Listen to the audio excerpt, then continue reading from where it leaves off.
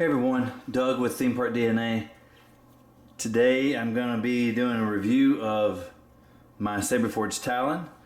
For anyone who's been following the channel, you know that I bought this as an empty, and then I recently installed it with a Saberforge Do-It-Yourself Build Kit with a purple 12 watt LED. So, works like a champ. Really love the Do-It-Yourself Build Kit. I'm going to be doing that a lot more. And let's dive in. So this is an apprentice tier hilt. So Saberforge has tiers for their hilts, and they also have tiers for their electronics. So the tiers for the hilts, the higher you go in the tiers, the more expensive they get, and the larger they get, and the more features they have. The apprentice is one down from elite, so it's right in the middle. $75 for an empty at the price point, and a great some of these are some great hilts for the money. So let's go over the numbers. Going to be almost exactly 12.5 inches, and this part of the hilt is going to be just slightly wider than the rest of it, this knurled grip section, and it comes in shy of 1.5 inches. Very thin, comfortable saber. I think the widest point is going to be the pommel and the emitter, about the same width. This is not much wider actually than I was mistaken. This emitter looks like it's going to be the widest section, and it looks like it's going to come in at just a hair over 1.5 inches.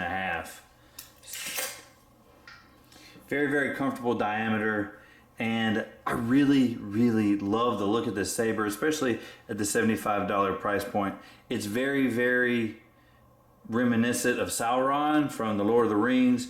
You've got this emitter that almost looks like his crown in the movie, and this very cool looking pommel with some fairly sharp edges, which you can avoid. For the most part, you don't rub this.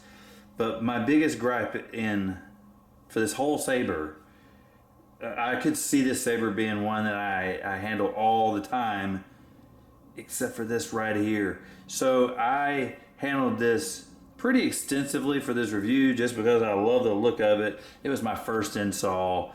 Really like this saber for a lot of reasons. But these edges on these little rectangles that go around are quite sharp and aggressive. And considering on where they are, it got me a couple of times. I got pretty aggressive with some of my rotations, and it rubbed me raw, and it's just not the most comfortable saber. And I almost hate it. You know, you review something and it's kind of like it is what it is, but to say there's not any bias is probably not true. I love this hilt, and I want to love every part of it, but this has got to go. So I've even considered taking my Dremel and kind of sanding these down and make them a little more rounded, but I know that it's just going to destroy the finish here. But then again, if you wanted to take it and weather it yourself, well, then that's a perfect opportunity to make those more comfortable. That being said, with that one thing aside, this is an awesome saber. So, like I said earlier, I got this in purple, and I really am a big fan, not only of this hilt, but also of this do-it-yourself build kit. So it comes with the Golden Harvest V3 soundboard, which for beginners is awesome to install on. Nice large pads. For the most part, you solder on only one side of the board. Very forgiving, and For the most part, I mean, there was times of frustration, but I really liked it. But you really can't beat what you get for the money. So, yeah, the do-it-yourself build kit doesn't come with a RGB LED option. You can only get a single color LED, or you can get the NeoPixel. Now, I bought 3 of those, and I'm going to be installing them here soon. I'll probably post a video on my first one, so you'll make sure to see all my mistakes. Coming soon, Mistakes by Doug. So, that being said, you've got a recharge port here with a seedling built in that regulates charging. It comes with 25 sound fonts, and it is smooth swing ready. It's got a great smooth swing. It's got a really nice hybrid smooth swing where you have a really good sounding smooth swing in addition to the traditional swings and stabs and everything else. There's a melt sound feature. Of course, there's lockup. There's blaster block.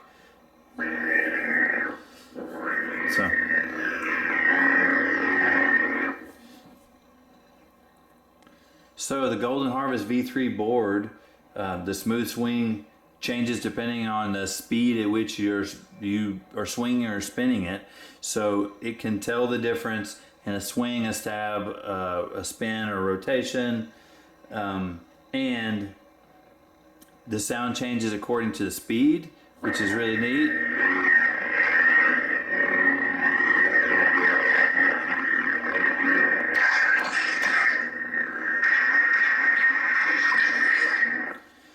Here's another awesome function, right? This is a single color LED. This is a quad Cree LED. The purple comes with 2 red dyes and 2 blue dyes. So there's not any white, and it comes pre-wired, which is really, really nice, but it just has 1 positive and 1 negative. So there's not any kind of like clash function. So the Golden Harvest board actually, instead of giving you a flash on clash, it gives you like, it turns the light off for a flash, like a negative flash on clash. And I almost prefer it. You don't have to choose what color, which clash, or, you know, if I'm a dark side user, then what color saber is going to mix with mine to make the perfect flash color. You don't have to do any of that. It just flickers, and I really, really like it. Speaking of flickering, the blade, there's many bolt blade flicker and pulsing patterns, 5 or 6 of them, I think.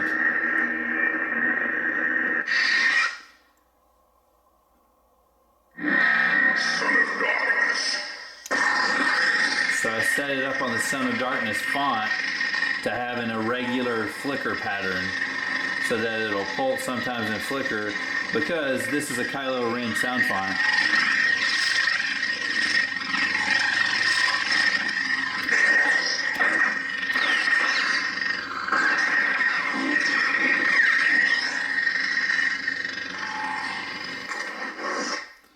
All in all, I'm really, really happy with this saber and the do-it-yourself build kit installed in it.